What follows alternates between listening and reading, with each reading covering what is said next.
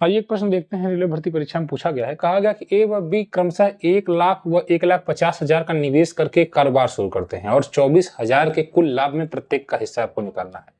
तो लाभ जो आपको होता है वह आपके द्वारा जमा की गई है, जो आपने इन्वेस्टमेंट किया है उसके आधार पर ही निर्धारित किया जाता है। दूसरा ये भी चीज होता है कि कितने समय के लिए आपने निर्धारित राशि को जमा किया है। जैसे इन्होंने 1 लाख व 1,50,000 निवेश किया है दो लोगों ने, और इसमें ये नहीं बताया गया है कि समय कितना है, तो आप यह मानकर चलेंगे कि समान समय के लिए इन्होंने निवेश किया है।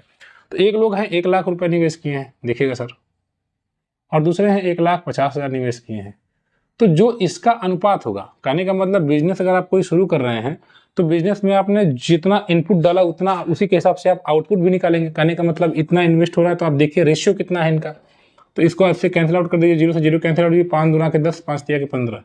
आप ये कह सकते हैं कि 2 और 3 के अनुपात में इन्होंने राशि को जमा किया या बिजनेस में लगाया, तो जो प्राप्त फायदा होगा वो भी इसी अनुपात में बांटा जाएगा ए और बी के बीच। जैसे इन्होंने आपसे पूछा कितना है कि 24,000 कुल लाभ हो रहा है, तो 24,000 के लाभ में इन दोनों का हिस्सा आपको निकालना होगा। तो 24,000 में 2 रुपए इसको दे दीजिएगा, 3 रुपए के हिसाब से इसको दीजिएगा, तो 2 और 3 होगा 5 यूनिट।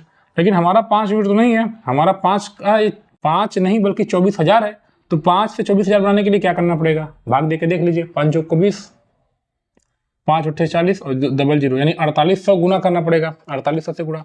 तो यहाँ पर भी आप 4800 से गुणा कर दीजिए, तो 48 दूना 9600 या 9,600, और 4800 से यहाँ पर भी गुणा कर दीजिए, तो 50 तिया 150 और 2 6 कम हो जाएगा, तो 144 हो जाएगा और डबल 0 हो जाएगा, तो 14,400 हो गया। तो इस प्रकार से आपने इन दोनों का जो है कितना इन्हें मतलब प्रॉफिट हो रहा है वो आपने निकाल लिया।